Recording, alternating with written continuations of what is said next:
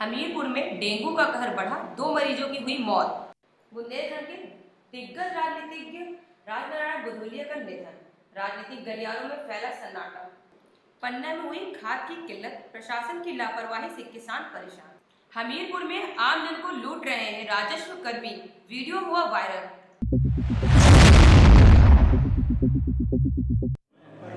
आइए अब बात करते हैं खबरों को विस्तार से। हमीरपुर जनपद में डेंगू का प्रकोप लगातार बढ़ता नजर आ रहा है। राज विकास खंड की बसेला गांव में डेंगू से हुई 2 मौतों से स्वास्थ्य विभाग में हड़कंप मच गया है। हमीरपुर के बसेला गांव में हुई मौतों के बाद स्वास्थ्य महकमे के आला अधिकारी मौके पर पहुंचे मामले की जांच में जुट गए हैं। ग्रामीणों और मृतक के परिजनों ने मौत का कारण डेंगू ही बताया है। अगर बात करें मुख्य चिकित्सालय अधिकारी की तो उन्होंने बताया कि मौतें हुई हैं, उनमें एक को टाइफाइड और एक मृतक महिला को शुगर लेवल अधिक होने से मौत का कारण बताया, जबकि ग्रामीण मौत की वजह डेंगू माना है। अभी 3 मौतें हुई डेंगू से, क्या पूरा मामला?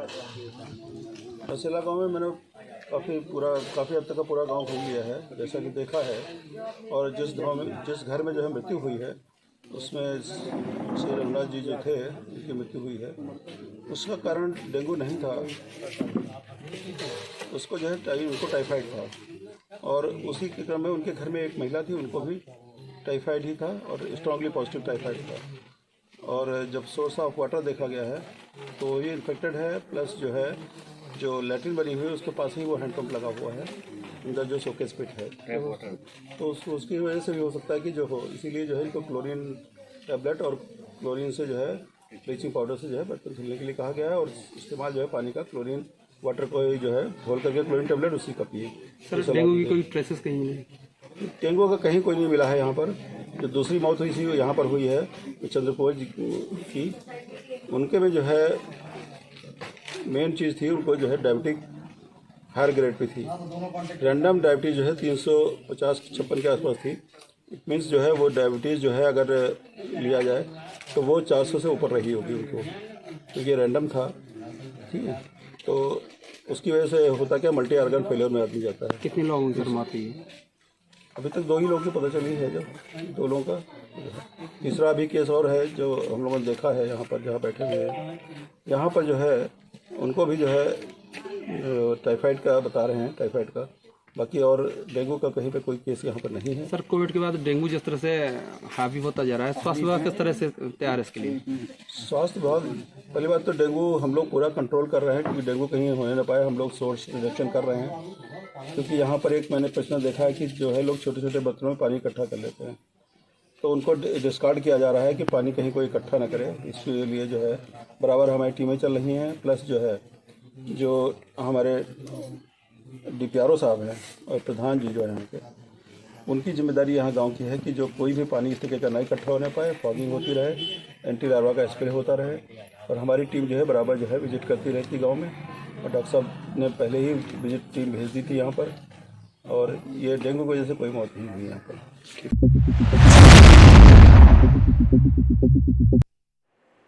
बुंदेलखंड की राजनीति में गहरी पैठ रखने वाले तथा पूर्व सांसद राजनारायण बुधौलिया का आज निधन हो गया। राजनीतिक गलियारों में राजनारायण बुधौलिया के असमय निधन से सभी दुखी हो गए। राज तहसील में सुबह से ही उनके निवास पर श्रद्धांजलि देने वालों का तांता लगा हुआ है। हमीरपुर महोबा संसदीय सीट के साथ पूरे बुंदेलखंड की राजधानी पर गहरी पकड़ रखने वाले पूर्व सांसद एवं वर्तमान के भाजपा प्रदेश कार्यकारिणी के सदस्य राजनारायण बुधौलिया का दिल का दौरा पड़ने से निधन हो गया। रज्जू महाराज के नाम से प्रसिद्ध बुधौलिया 62 वर्ष के थे। उन्होंने अपनी राजनीतिक पारी की शुरुआत समाजवादी पार्टी से की थी। वह सपा के टिकट पर हमीरपुर महोबा संसदीय सीट से सांसद चुने गए थे।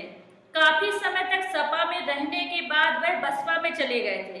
बसपा की सरकार के समय वह विधायक चुने गए थे। इसके बाद उन्होंने पुनः सपा का दामन थामा। वर्तमान में वे भाजपा की प्रदेश कार्यकारिणी के सदस्य के तौर पर पार्टी पर सेवाएं दे रहे थे। रज्जू महाराज के असमय निधन की सूचना पर राठ के साथ साथ हमीरपुर, महोबा, बांदा सहित अन्य जगहों से उनके चाहने वाले उनके निवास पर अंतिम दर्शनों के लिए पहुंचने लगे। राजनीतिक गलियारों में भी उनके निधन से दुख की लहर दौड़ गई है। लगभग सभी दलों के नेताओं ने उनको अपनी श्रद्धांजलि अर्पित की।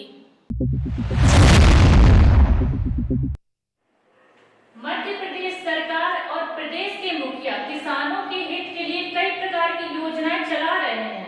इतना ही नहीं, किसानों को हर संभव मदद भी कर रहे हैं, मगर यह दावे धरातल पर केवल दम तोड़ते हुए ही नजर आ रहे हैं। आज किसान बुआई के समय खाद के लिए दर दर भटकता नजर आ रहा है, जिस ओर ना तो राजनेताओं का ध्यान जा रहा है, न ही जिम्मेदार प्रशासनिक अधिकारियों का, जिस वजह से बाजार में इस खाद की कालाबाजारी कर औने पौने दामों पर किसानों को खाद बेची जा रही है और लूटने का कार्य किया जा रहा है। यह मामला अमानगंज खाद भंडार केंद्र हिनौती का है, जहां खाद गोदाम में किसानों के लिए 1200 रुपए पट्टे पर निर्धारित खाद की बोरी उपलब्ध कराई जानी है, मगर शासन से पर्याप्त मात्रा में खाद उपलब्ध न करा पाने से किसानों को खाद उपलब्ध नहीं हो रही है। जो बची कुची खाद है उन्हें खाद गोदाम के वितरणकर्ता अपने हितैषी एवं दलालों के माध्यम से अपने करीबियों तक पहुंचा रहे हैं और लंबी रकम कमाने का कार्य कर रहे हैं। किसानों का आरोप है कि वितरणकर्ताओं द्वारा जानबूझकर किसानों के पट्टे रख लिए गए हैं, जिससे उनके पट्टों पर प्रबंध द्वारा खाद निकालकर कालाबाजारी करते हुए ट्रैक्टरों पर लाद कर भेजी दी गई है, जो अब बाजार में 1400 रुपए से 1500 रुपए के हिसाब से किसानों को बेची जा रही है और दुकानदार लंबा मुनाफा कमा रहे हैं, जिस वजह से किसान अपने आप को ठगा महसूस कर रहे हैं। जानकारी के अनुसार 2 दिन से प्रबंधन द्वारा किसानों के पट्टों को रख लिए गए हैं, मगर अंतिम समय में खाद न होने की बात कहकर किसानों को वापस लौटा दिया गया, जो कहीं न कहीं कालाबाजारी की ओर इशारा कर रहा है। वहीं हैरानी की बात तो यह है कि किसान महिलाओं भी गोदाम के 3 दिन से चक्कर लगा रही हैं।